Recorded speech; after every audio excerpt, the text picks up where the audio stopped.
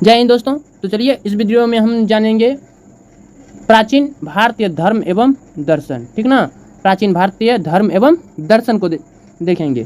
तो देखिए यह दिया है यहाँ पे ईसा पूर्व, यानी कि ईसा पूर्व आप लोग को पता होगा कि ईसा मसीह के जन्म से पहले की बात कर रहा है यहाँ पे। ठीक ना, इसलिए यहाँ पे कह रहा है ईसा पूर्व 6ठी सदी में मध्य एवं निम्न गंगा के मैदानों में 62 धार्मिक संप्रदायों का उदय हुआ। कितना धार्मिक संप्रदायों का? 62। ठीक ना, 62 धार्मिक संप्रदायों का क्या हुआ? उदय, जिसमें से जैन संप्रदाय और बौद्ध संप्रदाय सबसे महत्वपूर्ण थे। ठीक है, जिसमें कि सबसे महत्वपूर्ण दो था, कौन? जैन संप्रदाय और बौद्ध संप्रदाय, ये सबसे बहुत ही महत्वपूर्ण था।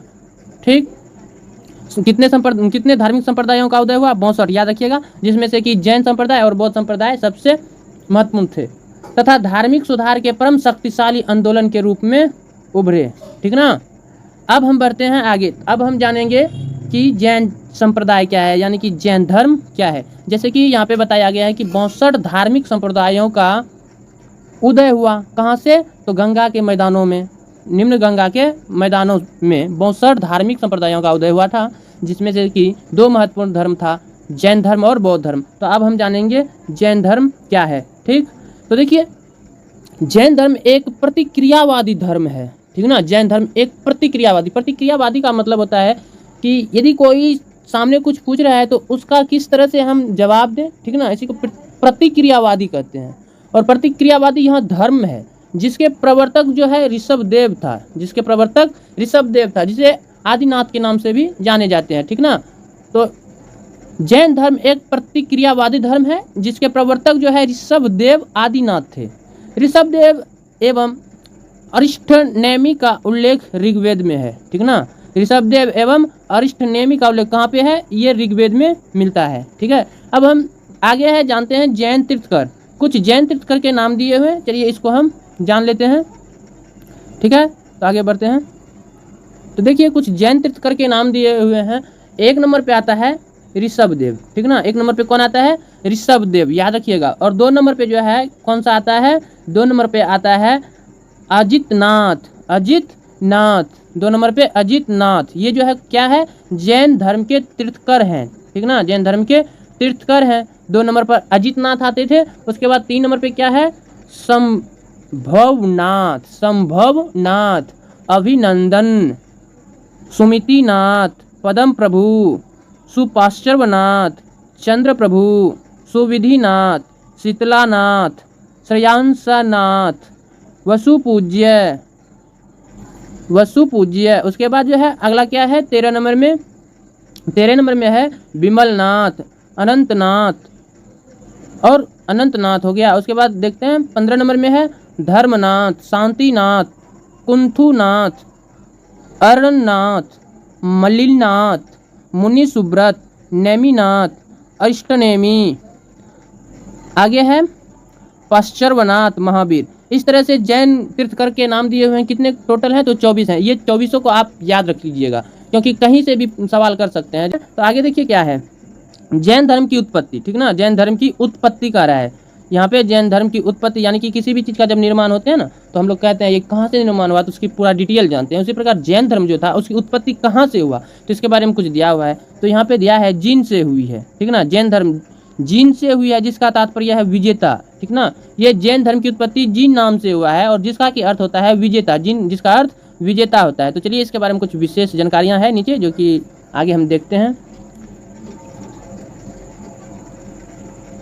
तो देखिए दोस्तों यहाँ पे है तीर्थकर। आगे हम पढ़े ना तीर्थकर, जैन तीर्थकर कितने हैं, तो जैन तीर्थकर 24 थे और किस तरह से सवाल बनता है वो भी हमने आपको बता दिए। अब देखिए यहाँ पे तीर्थकर का तात्पर्य क्या होता है, इसके बारे में जान लेते हैं। तीर्थकर का तात्पर्य है जो व्यक्ति अन्य व्यक्तियों को मार्ग दिखाए उसी को तीर्थकर कहते हैं। ठीक ना, उदाहरण के लिए मान लीजिए हम कहीं जा रहे हैं, रास्ता भटक गए, यदि किसी व्यक्ति से पूछ लिए, सपोज डेट आप लोगों से हम पूछ लिए कि भाई साहब हमको इस जगह पे जाना है, तो कौन सा रास्ता है जो वहाँ पे हमको पहुँचाएगा। उसी प्रकार ये जैन धर्म के जो व्यक्ति थे ये रास्ता बताते थे। ठीक ना, और रास्ता बताते थे, किस तरह के धर्म है, किस तरह से रास्ते पे चलना है ताकि वो परमात्मा को साक्षात दर्शन कर सके। इसी प्रकार तो इसलिए तीर्थकर का तात्पर्य है जो व्यक्ति अन्य व्यक्तियों को मार्ग दिखाए, जो रास्ता दिखाते हैं दूसरे को, उसी को हम कहते हैं तीर्थकर। क्लियर है? अब चलिए आगे बढ़ते हैं।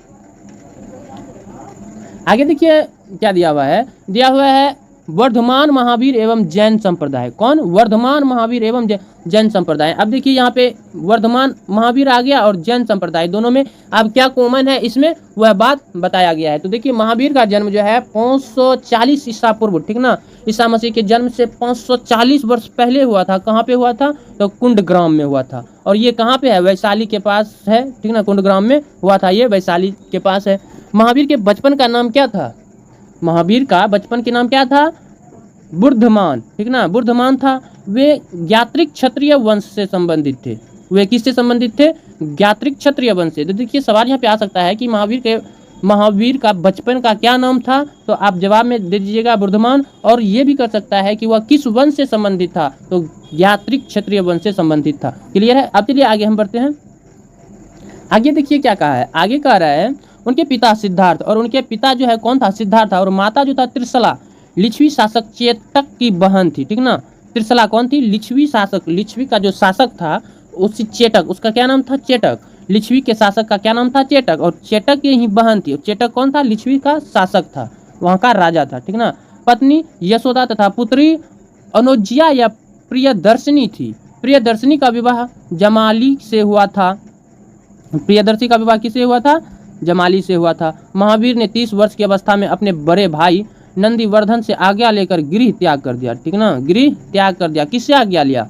नंदीवर्धन। नंदीवर्धन कौन था? उसका बड़ा भाई था। और महावीर ने कब, किस वर्ष की अवस्था में अपने घर को त्याग दिया था? 30 वर्ष की अवस्था में वह अपने घर को त्याग दिया था और अपने बड़े भाई से आज्ञा लिया था। किससे आज्ञा लिया था? बड़े भाई से, जिसका नाम की नंदीवर्धन था। आज्ञा लेकर गृह त्याग कर दिया। गृह त्याग का मतलब होता है घर छोड़ देना। 12 वर्ष की कठोर तपस्या के बाद, ठीक ना, कितने वर्ष? 12 वर्ष, याद रखिएगा, ये सवाल में आ भी सकता है। 12 वर्ष की कठोर तपस्या के बाद 42 वर्ष की आयु में उन्हें जृभिक ग्राम के पास, कौन से ग्राम?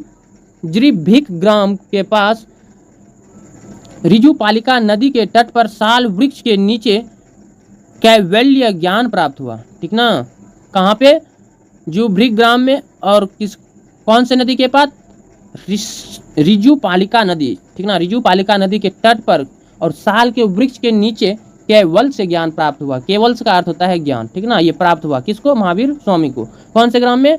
तो जृभिक, याद रखिएगा, बड़ा अटपटा नाम है, याद भी रखिएगा इसको। चलिए आगे बढ़े।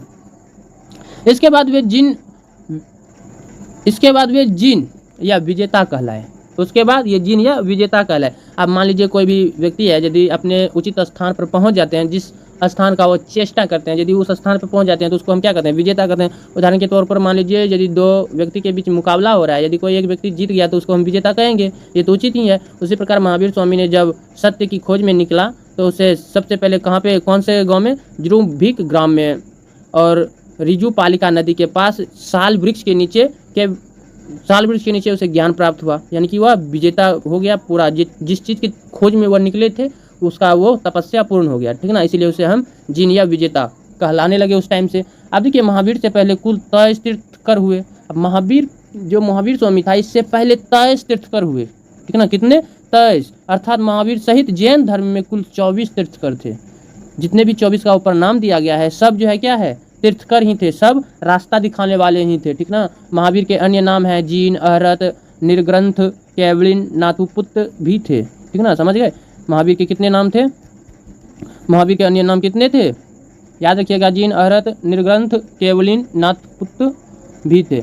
महावीर का निधन जो है कब हुआ? महावीर का निधन 72 वर्ष की आयु में 468 ईसा पूर्व, कितने उम्र में हो गया? 72 वर्ष के आयु में इनकी मृत्यु हो गई। किसकी? महावीर की। तो ईसा मसीह के जन्म से 468 ईसा पूर्व में पावापुरी में, कहाँ पे हुआ? तो पावापुरी राजगृह में मल्ल के शासक सुस्तपाल के राज्य में हुआ था। मल्ल के शासक सुस्तपाल के राज्य में हुआ था। अब चलिए हम जानेंगे जैन धर्म के क्या सिद्धांत थे। तो इस तरह से हमने जान लिया कि किस तरह से जैन धर्म का विकास हुआ, ठीक ना।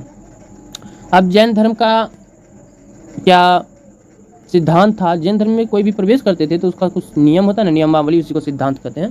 देखिए 5 महाव्रत था जैन धर्म का। जैन धर्म के 5 व्रत हैं। अहिंसा, अहिंसा का मतलब होता है हिंसा नहीं करना, ठीक ना। अहिंसा का मतलब होता है हिंसा नहीं करना। सत्य का मतलब होता है झूठ नहीं बोलना। दूसरा था सत्य, पहला अहिंसा, दूसरा सत्य और तीसरा अस्थेय। अस्थेय का मतलब होता है चोरी ना करना। क्या होता है अस्थेय का मतलब? चोरी ना करना, ठीक ना। अस्थेय का मतलब चोरी ना करना। कौन कौन सा था? अहिंसा, सत्य, अस्थेय, अपिग्रह। अपिग्रह का मतलब होता है कि संपत्ति अर्जित नहीं करना है, ज़्यादा संपत्ति भी अर्जित नहीं करना है। और पांचवा था और बहुत ही महत्वपूर्ण था ब्रह्मचर्य। इसका अर्थ होता है इंद्रिय निग्रह करना, अर्थात ब्रह्मचर्य का पालन करना होता है, ठीक ना। कितने थे? 5। इसके 5 महाव्रत थे, जिसमें कि पांचों इस तरह उल्लेखित किया हुआ है।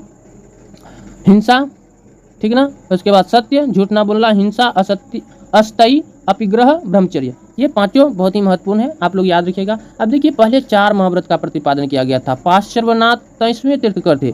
पार्श्वनाथ जो है 23वें तीर्थकर थे। और प्रथम तीर्थकर कौन थे? याद है? याद है? ऊपर पे सबसे पहले किसका नाम था?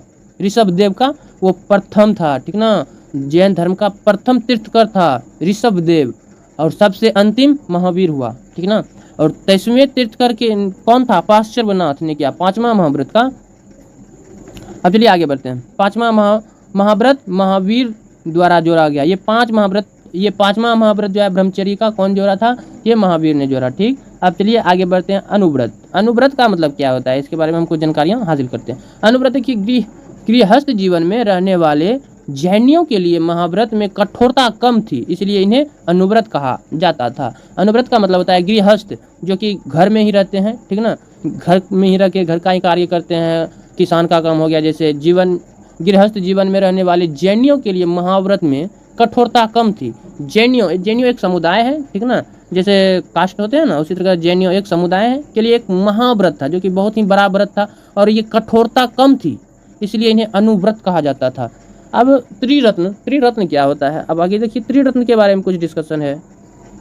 तो त्रिरत्न का मतलब होता है जैन धर्म के 3 त्रिरत्न थे जिनके द्वारा मोक्ष प्राप्त किया जा सकता था। अब जैन धर्म का कहना था कि मोक्ष प्राप्त करने के लिए 3 रत्न होते हैं, ठीक ना, त्रिरत्न, जिसे त्रिरत्न कहा गया।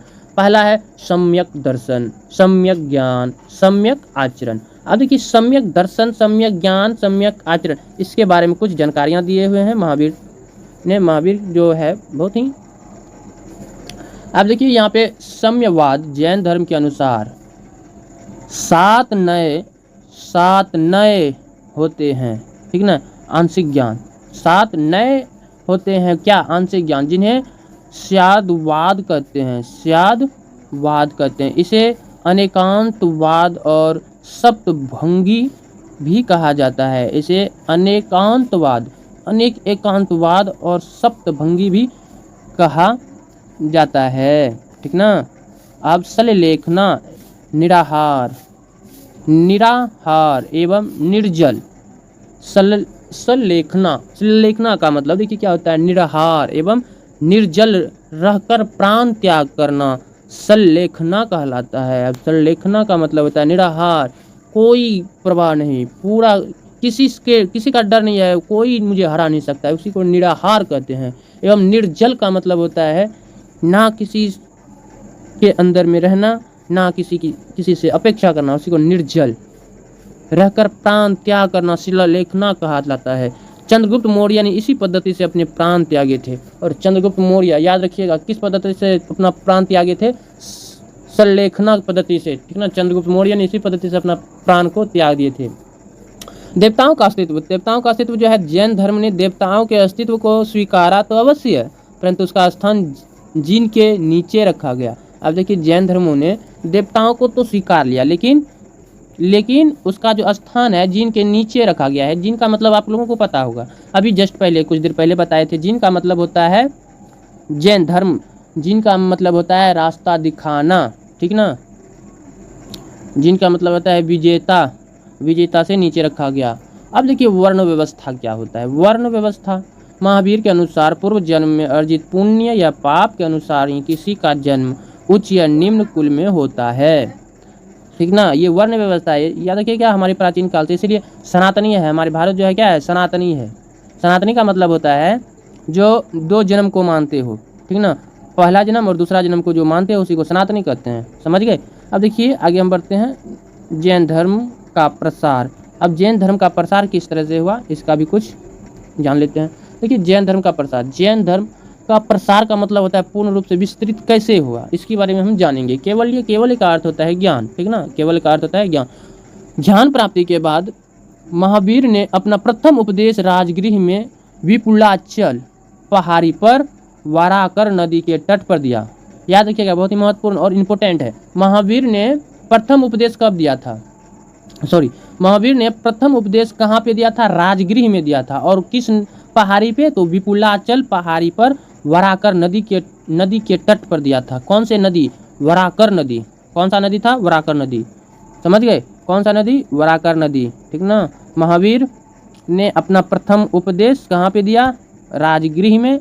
और कौन से पहाड़ी पर, विपुलाचल की पहाड़ी पर। कौन से नदी के तट पर, तो ये वाराकर नदी के तट पर अपना प्रथम उपदेश दिया था। अब देखिए जामिल, महावीर के दामाद। जामिल कौन थे, तो महावीर के ये दामाद भी थे, इनके प्रथम शिष्य भी थे ये, ठीक ना। ये महावीर के दामाद, इनके प्रथम शिष्य बने।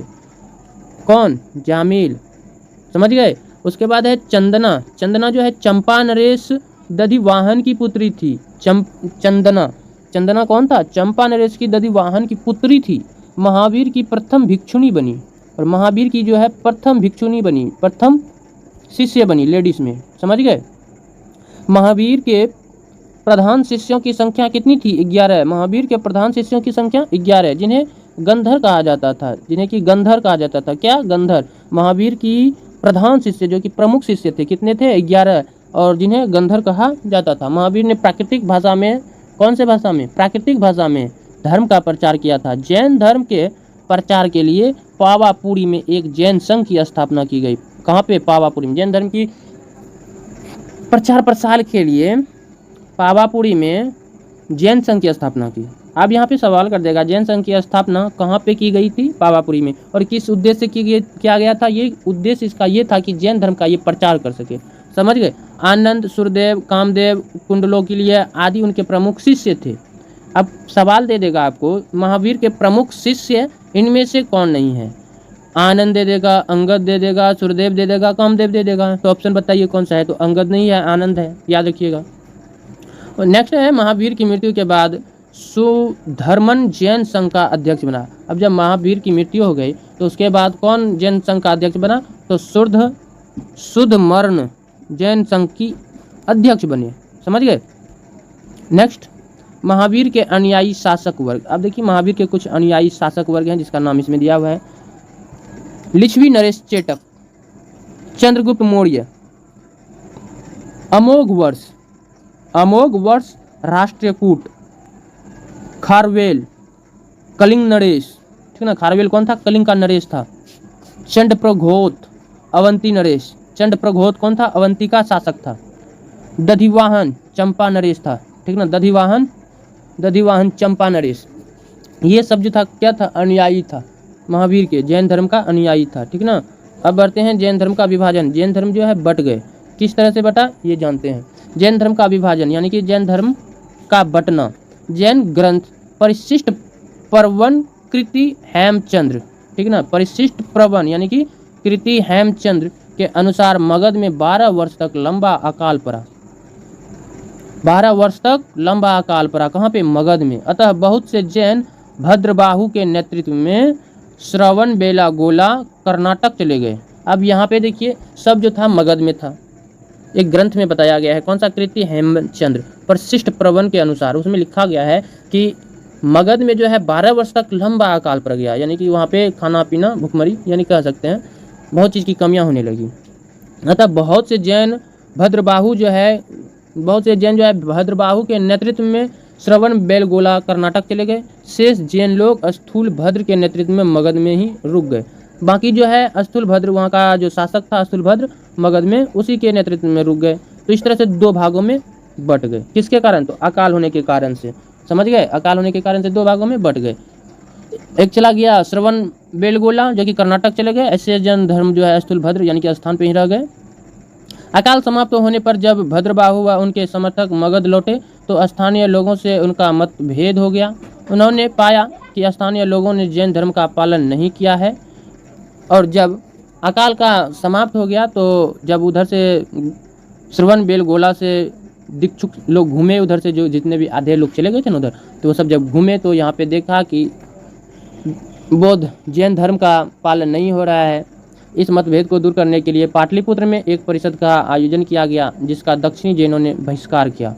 और इसी के लिए एक आयोजन किया गया, बैठक किया गया, जिसका दक्षिणी जैनों ने बहिष्कार किया। तब से दक्षिणी जैन दिगंबर कहलाए, और तब से ही दक्षिण का जो जैन था वो दिगंबर कहलाए एवं मगध के जैन श्वेतांबर कहलाए। ये दो हिस्सों में बट गए, दिगंबर और श्वेतांबर के नाम से बट गए। दिगंबर किसे कहा गया? जो दक्षिणी जैन था उसे दिगंबर कहा गया, और जो मगध में ही रुक गए थे उसे श्वेतांबर कहा गया।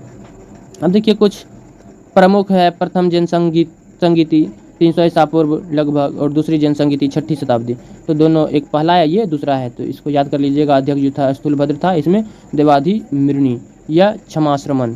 स्थान इसका पाटलिपुत्र, शासक चंद्रगुप्त मौर्य। इसका स्थान वल्लभी गुजरात। और परिणाम जैन ग्रंथों को अंतिम रूप से लिपिबद्ध किया गया। परिणाम जैन धर्म श्वेतांबर एवं दिगंबर शाखाओं में बटा। जैन धर्म की शिक्षाओं का संकलन 12 अंगों में किया गया, और इसका परिणाम अंतिम रूप से लिपिबद्ध किया गया। कब? 6ठी शताब्दी में। तो देखिए जैन साहित्य को आगम भी कहा जाता है। जैन साहित्य को आगम भी कहा जाता है। क्या? आगम। याद रखिएगा, जैन साहित्य को आगम भी कहा जाता है। इसमें 12 अंग होते हैं, 12 अंग और 12 उपअंग, 10 प्रकीर्ण और 6 छेद सूत्र, 4 मूल सूत्र होते हैं, ठीक ना। जैन साहित्य को आगम कहा जाता है। इसमें जो है 12 अंग, 12 उपअंग, 10 प्रकीर्ण, 6 छेद सूत्र, 4 मूल सूत्र होते हैं। जैन धर्म के ग्रंथ अर्धमगधी में लिखे गए हैं। अर्धमगधी में लिखे गए हैं। भद्रबाहु ने कल्पसूत्र को संस्कृत में लिखा। भद्रबाहु ने कल्पसूत्र को संस्कृत में लिखा। अब यहाँ पे कह देगा कौन से जैन धर्म के अध्यक्ष ने संस्कृत में कल्पसूत्र को लिखा? भद्रबाहु ने, ठीक ना, भद्रबाहु ने। अब देखिए यहाँ पे दिया है प्रमेय कमल अतंड की रचना प्रभात चंद्र ने की। प्रमेय कमल अतंड की रचना किसने किया? प्रभात चंद्र ने की। भगवती सूत्र महावीर के जीवन पर प्रकाश डालता है तथा इसमें 16 महाजनपदों का उल्लेख मिलता है। किसमें? भगवती सूत्र में, ठीक ना। जैन भिक्षुओं के आचार नियमों का उल्लेख आचरांग सूत्र में उल्लेखित है। जैन भिक्षुओं के आचार नियमों का उल्लेख आचरांग सूत्र में उल्लेखित है। परिशिष्ट प्रवर्ण की रचना हेमचंद्र ने की थी। कौन किया था? हेमचंद्र ने। परिशिष्ट प्रवर्ण की रचना कौन किया था? हेमचंद्र ने। अब हम जानेंगे बौद्ध धर्म के बारे में, ठीक। अब हम जानेंगे बौद्ध धर्म के बारे में। तो इस तरह से हम जैन धर्म को देख लिए। अब अगले वीडियो में याद करेंगे बौद्ध धर्म। तो मिलते हैं अगले वीडियो में। इस वीडियो में इतना ही। जय हिंद दोस्तों, बाय बाय।